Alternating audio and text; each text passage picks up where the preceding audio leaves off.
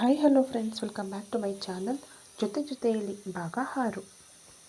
ಏನು ನೋಡ್ತಾ ಸುಮ್ಮನೆ ಇರ್ತೆ, ಏನು ಮಾಡೋಕ್ಕಾಗುತ್ತೆ ನಿನ್ನ ಕೈಲಿ ಎಂದು ಕೋಪದಿಂದ ಶುಭ ಕೇಳಿದಳು.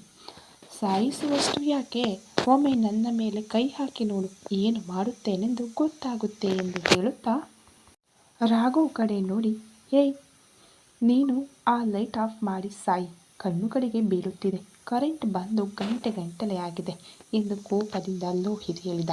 ಆ ಕೂಗಾಟ ಕೇಳಿ ಈ ಲೋಕಕ್ಕೆ ಬಂದ ರಾಘು ಲೈಟ್ ಆಫ್ ಮಾಡಿ ಅವರ ಜಗಳವನ್ನು ಹತ್ತಿರ ನಿಂತು ನೋಡುತ್ತಿದ್ದ.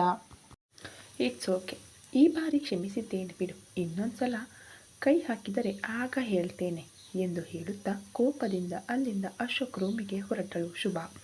ಲೋಹಿತ್ ಕೂಡ ತಂದೆಯ ರೂಮಿಗೆ ಹೋಗಿ, ಏಯ್ ಈಗ ನಿನಗೆ ಸಾರಿ ಯಾರು ಕೇಳಿದ್ದು? ನೀನು ನನ್ನನ್ನು ಕ್ಷಮಿಸಲು?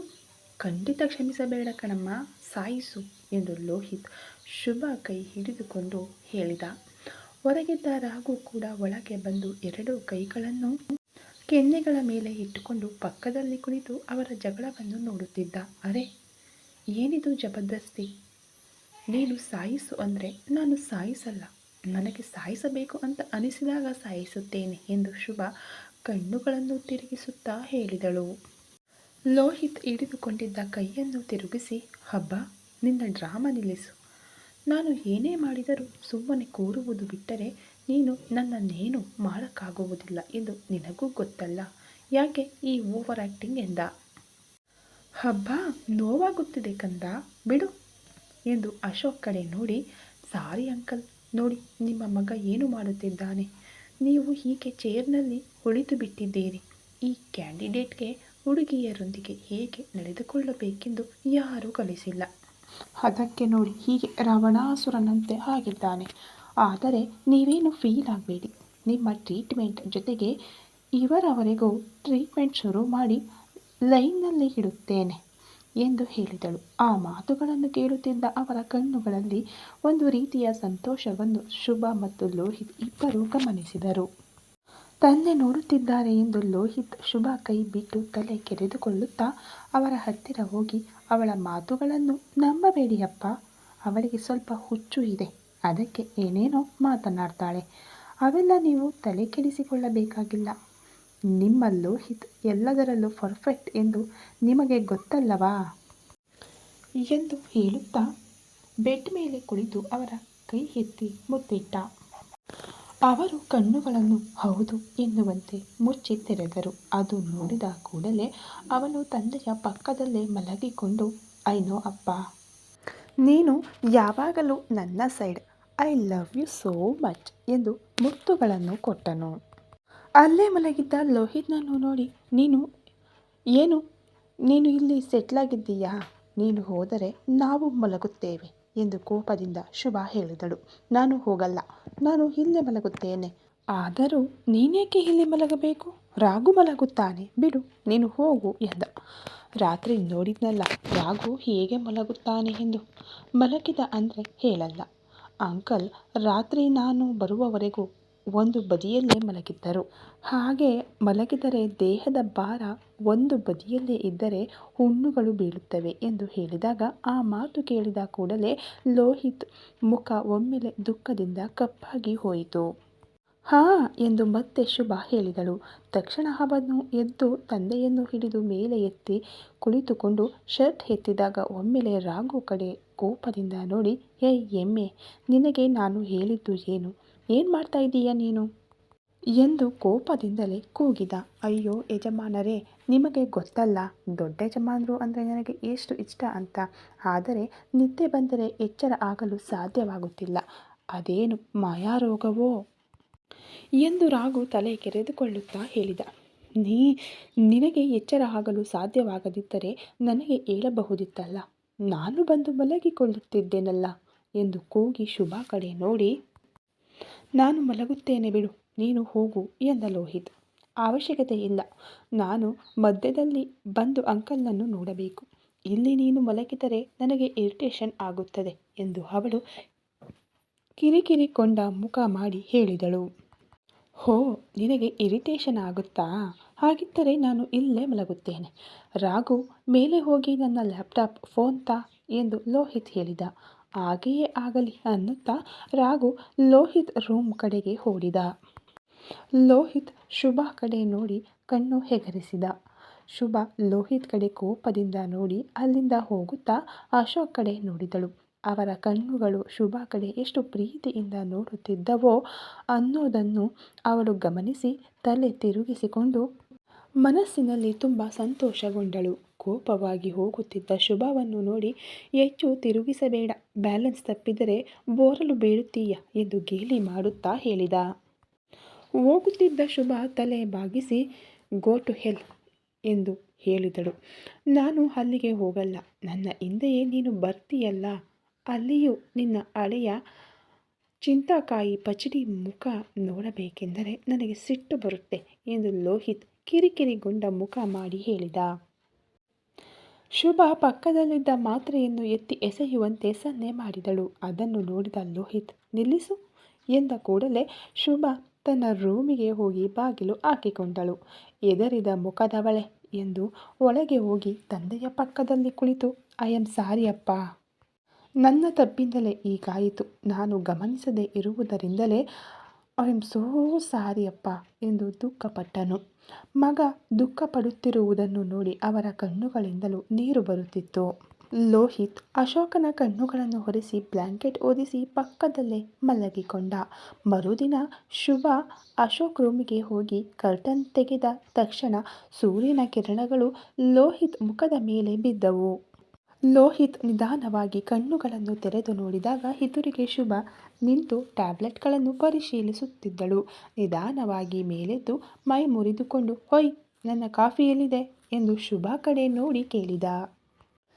ಬೆಳಿಗ್ಗೆ ಬೆಳಿಗ್ಗೆ ನನ್ನಿಂದ ಬೈಗುಳ ತಿನ್ನಬೇಡ, ಬಾಯಿ ಮುಚ್ಕೊಂಡು ಹೋಗಿ ರೆಡಿಯಾಗಿ ಬೇಗ ಆಫೀಸ್ಗೆ ಹೋಗಿ ರಾತ್ರಿಯವರೆಗೂ ಮನೆಗೆ ಬರಬೇಡ, ಆಗ ನಾನು ನೆಮ್ಮದಿಯಾಗಿ ನನ್ನ ಕೆಲಸ ಮಾಡಿಕೊಳ್ಳುತ್ತೇನೆ ಎಂದಳು ಕೋಪದಿಂದ.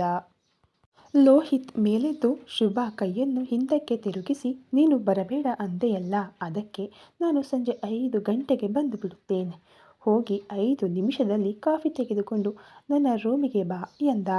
ಆಗಲ್ಲ ಎಂದು ಹೇಳಿದಳು. ಆಗಲ್ಲವೇ ಎಂದು ಗಟ್ಟಿಯಾಗಿ ತಿರುಗಿಸಿದ ಕೈಯನ್ನು. ಹಬ್ಬಾ, 5 ನಿಮಿಷದಲ್ಲಿ ಆಗಲ್ಲ ರಾವಣ, ಕಿಚನ್ನಿಂದ ನಿನ್ನ ರೂಮಿಗೆ ಬರಲು 10 ನಿಮಿಷ ಬೇಕಾಗುತ್ತದೆ ಎಂದು ಕೋಪದಿಂದಲೇ ಹೇಳಿದಳು. ಅಷ್ಟೇನು ಹಿಡಿಯೋಲ್ಲ, ಸುಲಭವಾಗಿ 5 ನಿಮಿಷದಲ್ಲಿ ಬರಬಹುದು. ಕಾಫಿ 5 ನಿಮಿಷದಲ್ಲಿ ಕಲಿಸಿ ಒಟ್ಟು 10 ನಿಮಿಷದಲ್ಲಿ ನನ್ನ ಮುಂದೆ ಕಾಫಿ ಇರಬೇಕು, ಇಲ್ಲದಿದ್ದರೆ ನಾನು ಏನು ಮಾಡುತ್ತೇನೆಂದು ನಿನಗೆ ಗೊತ್ತಲ್ಲ ಎಂದು ಅವಳ ಕಡೆ ಅಸಹಜವಾಗಿ ನೋಡಿದ. ಗೊತ್ತು, ಕೈ ಬಿಡು, ಇಲ್ಲೇ 1 ನಿಮಿಷ ಆಗಿ ಹೋಯ್ತು ಎಂದು ಹೇಳಿದಳು. ಆ ಮಾತು ಕೇಳಿದ ಲೋಹಿತ್ ಕೈಬಿಟ್ಟ. ದಪ್ಪ ಮುಖದವನು ಹೇಗೆ ತಿರುಗಿಸುತ್ತಿದ್ದಾನೆ ನೋಡಿ, ಕೈ ಅಂದುಕೊಂಡಿದ್ದಾನೋ ಏನೋ ಆಟಿಕೆ ಅಂದುಕೊಂಡಿದ್ದಾನೋ ಗೊತ್ತಾಗುತ್ತಿಲ್ಲ ಎಂದು ಬೈದುಕೊಳ್ಳುತ್ತಾ ಕಿಚನ್ಗೆ ಹೋದಳು. ಕಾಫಿ ಮಾಡಿ ತಂದು ಕೊಟ್ಟಳು. ಅವನು ಕಾಫಿ ಕುಡಿಯುತ್ತಾ ಅಬ್ಬಬ್ಬಬ್ಬಾ, ನಿನ್ನ ಮುಖಕ್ಕೂ ನೀನು ಮಾಡುವ ಕಾಫಿಗೂ ಸಂಬಂಧವೇ ಇಲ್ಲ, ನಿನ್ನ ಮುಖ ನೋಡಿದರೆ ಎಷ್ಟು ಕಿರಿಕಿರಿ ಬರುತ್ತದೋ, ನಿನ್ನ ಕಾಫಿ ಕುಡಿದರೆ ಮಾತ್ರ ಅಷ್ಟು ಚೆನ್ನಾಗಿರುತ್ತೆ ಎನ್ನುತ್ತಾ ಅವಳ ಕಡೆ ನೋಡಿದ. ಇವನ ಓವರ್ ಆ್ಯಕ್ಟಿಂಗೋ ಎಂದು ಮನಸ್ಸಿನಲ್ಲಿ ಬೈದುಕೊಂಡು ಸೇಮ್ ಫೀಲಿಂಗ್ ಇಲ್ಲೂ ಕೂಡ, ನಿಮ್ಮ ಮನೆಯವರನ್ನು ನೋಡಿದರೆ ಎಷ್ಟು ಖುಷಿಯಾಗುತ್ತದೋ ನಿನ್ನನ್ನು ನೋಡಿದರೆ ಅಷ್ಟೇ ಕಿರಿಕಿರಿ ಆಗುತ್ತದೆ ನನಗೆ ಎಂದು ಹೇಳಿ ಹೊರಗೆ ಹೋದಳು. ಏ ದಡ್ಡಿ, ಈಗ ಟೈಮ್ ಇಲ್ಲ, ಬಂದ ಮೇಲೆ ಹೇಳ್ತೇನೆ ನಿನ್ನ ಕೆಲಸ ಎಂದು ಲೋಹಿತ್ ಕಾಫಿ ಕುಡಿಯುತ್ತಾ ಹೇಳಿದ. ಕೋತಿ ಮುಖದವಳು ನಿಜವಾಗಿಯೂ ಸೂಪರಾಗಿ ಕಾಫಿ ಮಾಡ್ತಾಳೆ, ಯಾರು ಮದುವೆ ಆಗ್ತಾರೋ ಗೊತ್ತಿಲ್ಲ, ಪ್ರತಿದಿನ ಕಾಫಿ ಕುಡಿದು ಜೀವನ ನಡೆಸಬಹುದು ಎಂದು ಮನಸ್ಸಿನಲ್ಲೇ ಅಂದುಕೊಂಡ. ಲೋಹಿತ್ ಆಫೀಸಿಗೆ ಹೋಗುವಷ್ಟರಲ್ಲಿ ಉದಯ್ ಆಫೀಸಿಗೆ ಬಂದಿದ್ದ. ಇಬ್ಬರೂ ಜೊತೆಯಾಗಿ ಹೋಗಿ ಟೆಂಡರ್ ಹಾಕಿ ಫಲಿತಾಂಶಕ್ಕಾಗಿ ಕಾಯುತ್ತಿದ್ದರು. ಲೋಹಿತ್ ಜೊತೆಗೆ ಹರ್ಷವರ್ಧನ್ ಕೂಡ ಅಲ್ಲೇ ಇರುವುದನ್ನು ಲೋಹಿತ್ ಗಮನಿಸಿದ. ಅವರು ಲೋಹಿತ್ ಕಡೆಗೆ ನೋಡುತ್ತಿರುವುದನ್ನು ಉದಯ್ ಗಮನಿಸಿದ. ಟೆಂಡರ್ ಪೇಪರ್ಗಳ ಪರಿಶೀಲನೆ ಮುಗಿದು ಭುವನೇಶ್ವರಿ ಗ್ರೂಪ್ ಆಫ್ ಕಂಪನೀಸ್ಗೆ ಟೆಂಡರ್ ಬಂದಿರುವುದಾಗಿ ಘೋಷಿಸಿದ ಕೂಡಲೇ ಲೋಹಿತ್ ಸಂತೋಷದಿಂದ ಒಮ್ಮೆಲೆ ಉದಯ್ನನ್ನು ಅಪ್ಪಿಕೊಂಡ. ಲೋಹಿತ್ನನ್ನು ಅಷ್ಟು ಸಂತೋಷವಾಗಿ ನೋಡಿದಾಗ ಹರ್ಷವರ್ಧನ್ಗೆ ಟೆಂಡರ್ ತನಗೆ ಬರಲಿಲ್ಲವೆಂಬ ದುಃಖವೂ ಇಲ್ಲದೆ ಅವರೂ ಕೂಡ ಸಂತೋಷವಾಗಿ ನೋಡುತ್ತಾ ನಿಂತುಬಿಟ್ಟರು. ಎಲ್ಲರೂ ಅಭಿನಂದಿಸುತ್ತಿರುವಾಗ ಅವರು ಕೂಡ ಹತ್ತಿರ ಹೋಗಿ ಅವನನ್ನು ಅಭಿನಂದಿಸಲು ಹೊರಟರು. ಹೇಗೆ ಇಷ್ಟು ಚೆನ್ನಾಗಿ ನಟಿಸುತ್ತೀರಿ ಎಂದು ಲೋಹಿತ್ ಹರ್ಷವರ್ಧನ್ ಕಡೆ ಆಶ್ಚರ್ಯದಿಂದ ನೋಡುತ್ತಾ ಕೇಳಿದ. ಏ ಲೋಹಿತ್ ಎಂದ ಉದಯ್. ಲೋಹಿತ್ ಉದಯ್ ಕಡೆ ನೋಡಿ ಕೈ ಅಡ್ಡ ಇಟ್ಟು, ಅರೆ ನಾನು ಏನು ಹೇಳಿದೆನು? ಮಹಾನಟನನ್ನು ಅಭಿನಂದಿಸುವುದು ಕೂಡ ತಪ್ಪೇನಾ ಎಂದು ಹೇಳುತ್ತಾ ಹರ್ಷವರ್ಧನ್ ಕಡೆ ನೋಡಿ ಒಳಗೊಳಗೆ ನನ್ನ ಬೆಳವಣಿಗೆಯನ್ನು ನೋಡಿ ಕುದಿಯುತ್ತಾ, ಹೊರಗೆ ಮಾತ್ರ ನಮಗೆ ಪ್ರೀತಿ ಅಭಿಮಾನಗಳಿರುವಂತೆ ಎಷ್ಟು ಚೆನ್ನಾಗಿ ನಟಿಸುತ್ತಾರೋ ನೋಡಿ, ವಾವ್, ಈ ಆಕ್ಟಿಂಗ್ಗೆ ಮಾತ್ರ ನಾನು ಫಿದಾ ಆಗಿಬಿಟ್ಟೆ ಎಂದು ಹೇಳಿದ. ಅವನ ಮಾತುಗಳು ಹೃದಯಕ್ಕೆ ಚುಚ್ಚುವಂತೆ ಇದ್ದವು. ಹರ್ಷವರ್ಧನ್ ಕಣ್ಣುಗಳು ನೀರಿನಿಂದ ತುಂಬಿದವು. ಪ್ರಪಂಚದಲ್ಲಿ ಯಾರ ಮಾತುಗಳು ನನ್ನನ್ನು ಇಷ್ಟು ನೋಯಿಸುವುದಿಲ್ಲ. ಕೇವಲ ಲೋಹಿತ್ ಮಾತುಗಳು ಮಾತ್ರ ನನ್ನ ಹೃದಯಕ್ಕೆ ನೇರವಾಗಿ ಚುಚ್ಚುತ್ತವೆ. ಯಾಕೆಂದು ನನಗೆ ಅರ್ಥವಾಗುತ್ತಿಲ್ಲ ಎಂದು ಮನಸ್ಸಿನಲ್ಲಿ ದುಃಖದಿಂದ ಅಂದುಕೊಂಡನು ಹರ್ಷವರ್ಧನ್. ನೀವು ನನ್ನ ನಾಶವನ್ನು ಎಷ್ಟು ಬಯಸುತ್ತೀರೋ ನಾನು ಅಷ್ಟು ಎತ್ತರಕ್ಕೆ ಬೆಳೆಯುತ್ತೇನೆ ಎಂದು ಅರ್ಥವಾಯಿತಲ್ಲ. ಇನ್ನು ಮುಂದೆ ಎಲ್ಲವೂ ಹೀಗೆ ನಡೆಯುತ್ತದೆ. ನೀವು ನನ್ನನ್ನು ಹೇಗೆ ರಸ್ತೆಗೆ ತರಬೇಕೆಂದುಕೊಂಡಿದ್ದೀರೋ ನಾನು ಕೂಡ ನಿಮ್ಮನ್ನು ಹಾಗೆಯೇ ರಸ್ತೆಗೆ ತರುತ್ತೇನೆ. ಈ ಲೋಹಿತ್ ಒಮ್ಮೆ ಏನನ್ನಾದರೂ ನಿರ್ಧರಿಸಿದನಾದರೆ ಯಾರೂ ಅದನ್ನು ತಡೆಯಲು ಸಾಧ್ಯವಿಲ್ಲ ಎಂದು ಹರ್ಷವರ್ಧನ್ ಕಡೆ ಕೋಪದಿಂದ ನೋಡುತ್ತಾ ಹೇಳಿದ. ಹರ್ಷವರ್ಧನ್ ಪಕ್ಕದಲ್ಲಿ ನಿಂತು ಕಣ್ಣುಗಳಿಗೆ ಹಾಕಿದ್ದ ಕಪ್ಪು ಗ್ಲಾಸ್ ತೆಗೆದು ಲೋಹಿತ್ ಕಣ್ಣುಗಳಲ್ಲಿ ನೇರವಾಗಿ ನೋಡುತ್ತಾ, ನಾನು ತಡೆಯುತ್ತೇನೆ ಎಂದ ಆದಿತ್ಯ. ಆದಿ ಎಂದು ಮಗನ ಭುಜದ ಮೇಲೆ ಕೈ ಹಾಕಿ ನಿಲ್ಲುವಂತೆ ಕಣ್ಣುಗಳಿಂದಲೇ ಹೇಳಿದ ಹರ್ಷವರ್ಧನ್. ನೀವು ಹಿರಿ ಡ್ಯಾಡ್, ನನ್ನ ಮಾತನಾಡಲು ಬಿಡಿ ಎಂದ ಆದಿತ್ಯ. ಯಾರನ್ನು ರಸ್ತೆಗೆ ತರುತ್ತೀಯ ನೀನು? ಯಾರೊಂದಿಗೆ ಏನು ಮಾತನಾಡುತ್ತಿದ್ದೀಯ?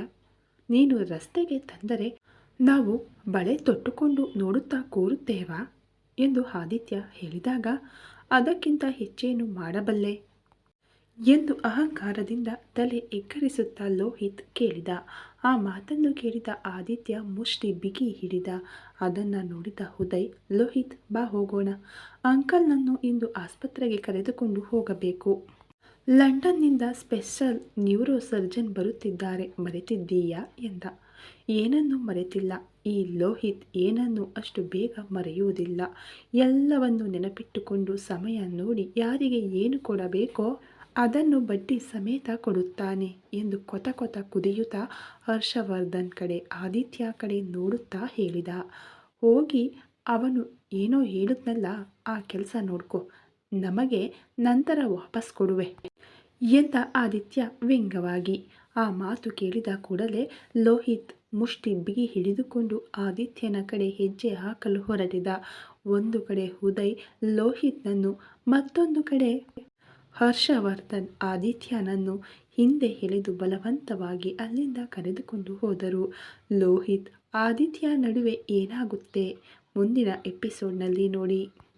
ಈ ಕತೆ ಇನ್ನು ಮುಂದುವರಿಯುವುದು. ದಯವಿಟ್ಟು ಸಬ್ಸ್ಕ್ರೈಬ್ ಮಾಡದೆ ಇರೋರು ಈಗಲೇ ಹೋಗಿ ಸಬ್ಸ್ಕ್ರೈಬ್ ಮಾಡಿ. ವಿಡಿಯೋ ಇಷ್ಟ ಆದರೆ ಲೈಕ್ ಮಾಡಿ, ಶೇರ್ ಮಾಡಿ, ಹಾಗೆ ಕಾಮೆಂಟಲ್ಲಿ ನಿಮ್ಮ ಅಭಿಪ್ರಾಯ ತಪ್ಪದೇ ತಿಳಿಸಿ. Thank you so much.